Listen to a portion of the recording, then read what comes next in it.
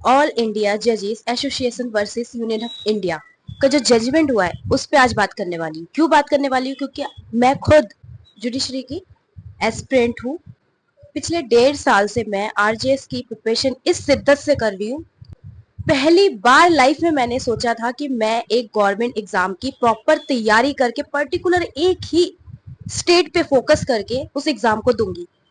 पर मेरे साथ अच्छा होता ही कब है, जो यहाँ नहीं भी प्रॉब्लम आनी होती है ना, वहां से भी प्रॉब्लम टपक जाती है। क्योंकि मैंने पहली बार लाइफ में इतना भयानक डिसीजन लिया था अपनी लाइफ को सुधारने के लिए कि मैं कॉम्पिटेटिव एग्जाम क्लियर करूंगी और जज बन के दिखाऊंगी, अपना नाम कमाऊंगी।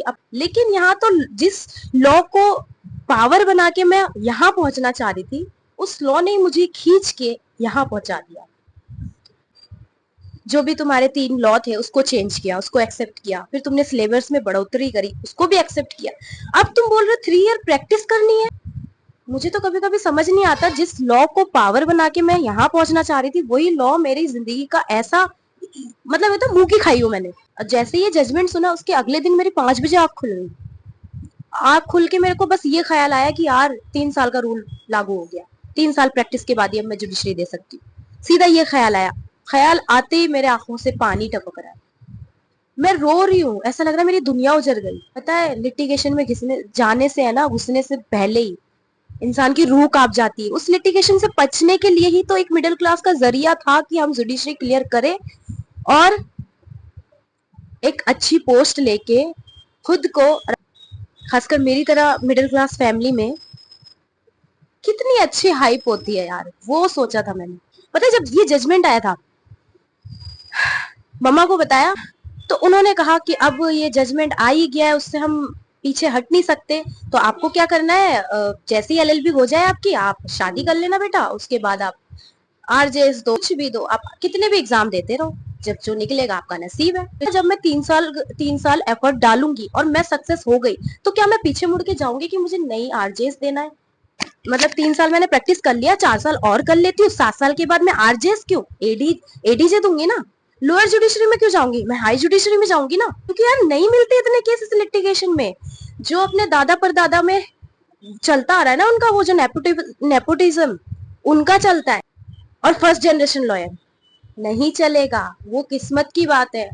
गधा मजदूरी हर कोई करता है, लेकिन जरूरी नहीं है हर कोई हाई लेवल पे पहुंचेगा। फैक्ट है कि नहीं है, आप लोग कमेंट सेक्शन में बताना। ये 3 साल का प्रैक्टिस ना देकर, प्रैक्टिस का वो रूल ना बनाकर, आप ये करते कि उनकी जो ट्रेनिंग पीरियड है उसको बढ़ा देते आप। एटलीस्ट उसके पास ये तो रहता ना कि वो बंदा जज बन चुका है। मैं बहुत शॉक्ड हो गई।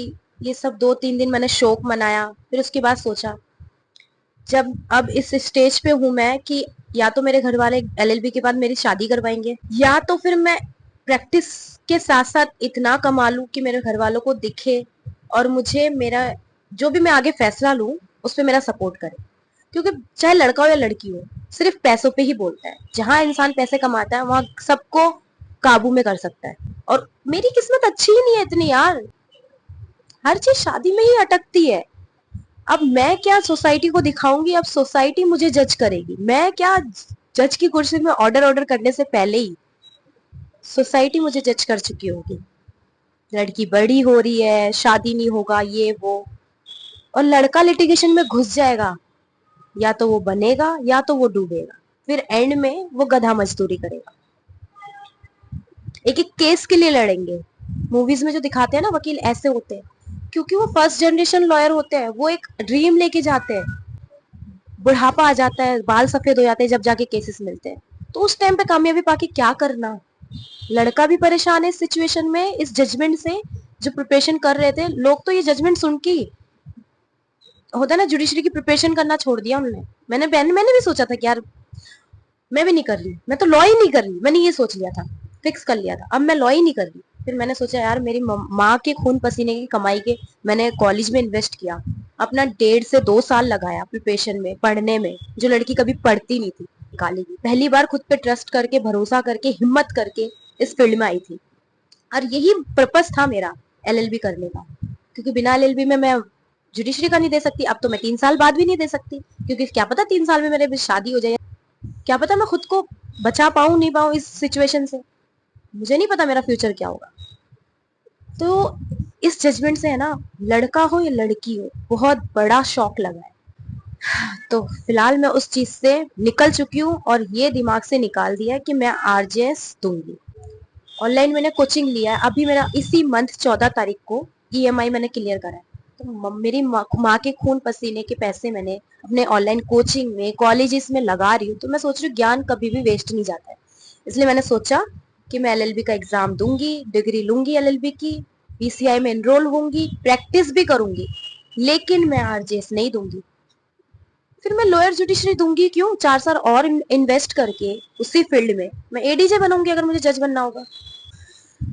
मैं कभी भी प्रॉब्लम से भागती नहीं हूँ, लेकिन प्रॉब्लम ऐसे मेरे पास आती है उछल उछल के, फुदक फुदक के, रुखसार मैं तो तेरे बिना रह ही नहीं सकती या सकता, जो भी है, फीमेल है या मेल है, प्रॉब्लम मेरे पास ऐसा आती है। तो हर्ट हुई हूँ यार मैं, हर्ट, दिल दुखा है मेरा, झटका लगा है, लाइक ये क्या हो गया।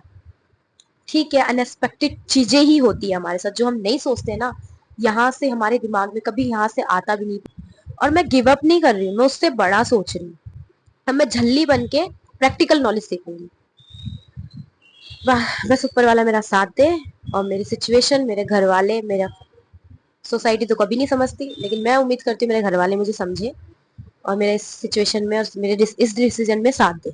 जो भी जुडिशरी की प्रिपरेशन कर रहे हो वो करो, आपके घर वाले सपोर्ट करें, शादी ब्याह जो भी, जिसके भी बॉयज में हो, गर्ल्स में हो, जो भी प्रॉब्लम आ रही है उस चीज से आप निपट सको, दुआ करूंगी। अब मैं अपनी लाइफ को आज में जीऊंगी, मेरा कोई पर्टिकुलर एम नहीं है कि मैं जुडिशरी में ही जाऊंगी।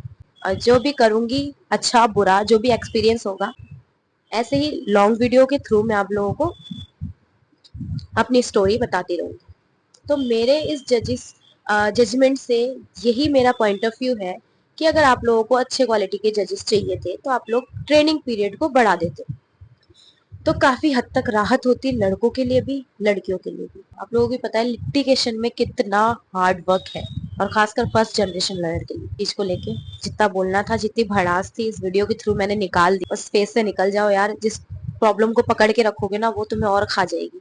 इसलिए मैं तो निकल चुकी हूँ। हालांकि बोलना बहुत आसान है, लेकिन उस चीज को प्रैक्टिकल वे में करना और उसको जीना उतना ही हार्ड। आप लोगों के इस जजमेंट में क्या राय है वो जरूर आप लोग एक्सप्लेन करना कमेंट सेक्शन में, ताकि मैं आप लोगों के थ्रू इंगेज हो पाऊँ और मुझे भी अपनी स्टोरी शेयर करने में मजा आया आप लोगों के साथ। तो दूसरों की प्रॉब्लम सुनो ना, अपनी प्रॉब्लम बहुत हल्की लगती है। तो बस यही रीजन है कि मैं आप लोगों के साथ कनेक्ट होना चाहती हूँ। बस यही था मेरा पॉइंट ऑफ व्यू।